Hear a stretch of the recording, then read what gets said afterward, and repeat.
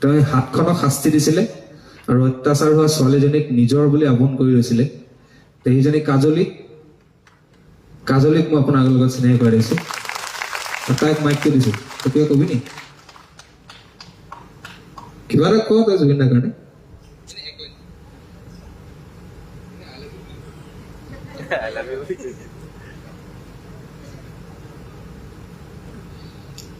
প্ৰথমতে আজি মই প্ৰথমবাৰ ষ্টেজত এনাউন্স কৰিছোঁ যে মোক এটা নতুন জীৱন, নতুন জন্ম জুবিন পাপাই দিছিলে মোক, যিটোৰ বাবে মই আজি ইয়াত থিয় হ'ব পাৰিছোঁ। এদিনাখন ই যদি মোক উদ্ধাৰ নকৰিলে মই আজি ইয়াত নাথাকিলোঁ হয়, আপোনালোকৰ ওচৰত থিয় হয়। আৰু তাৰপিছত মোক মানে এডপ্ট কৰি নিজৰ ছোৱালীৰ নিচিনা তাৰ লগত থাকিলে, বহুত দিন থাকিলোঁ। 14 চনৰ পৰা 25th সেইটো বছৰলৈকে, সেইটো বছৰ লাষ্ট জাৰ্ণি আছিলে পাপাৰ। এইটো বছৰে মানে লগ নাপালোঁ, মেছেজটো চলি আছিলে, কিন্তু মানে ভাগ্য নহ'ল মানে লগ পাবলৈ। তাৰ পৰা ছিংগাপুৰৰ পৰা অহাৰ পিছত লগ ধৰিম বুলি কথা বতৰাটো হৈছিলোঁ, কিন্তু কপালত নাছিলে মানে, যিটো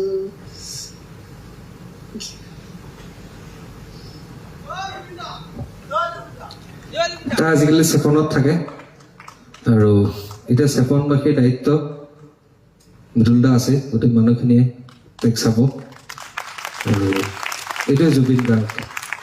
কোনোবাই জয় জুবিন দা চিঞৰিলে, চবেই চিঞৰিলে ভাল লাগিব। Thank you.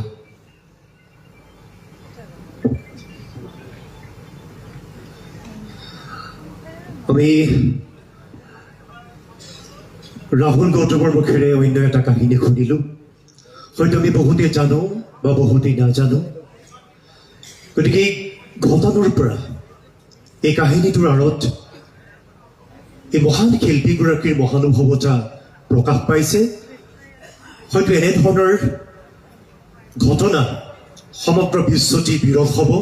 আমি ভণ্টিগৰাকীক এই মঞ্চতেই স্নেহ সম্ভাষণ জ্ঞাপন কৰিব বিচাৰিছোঁ। আৰু ৰাহুলে নিজ হাতেৰে এখনি গামোচাৰে কাজলিক সম্ভাষণ যাচিছে। সকলোৱে এটা হাত চাপৰি দিয়ে। এটা খুব ভাল লগা ক্ষণ। আৰু লগতে এখনি সম্ভাষণ পত্ৰ তেখেতলৈ আগবঢ়াইছে। আমি ভগ্নী কাজলীৰ উজ্জ্বল ভৱিষ্যত কামনা কৰিছোঁ। ভালে থাকা, ভাল মানুহ হোৱা। বহুত বহুত ধন্যবাদ।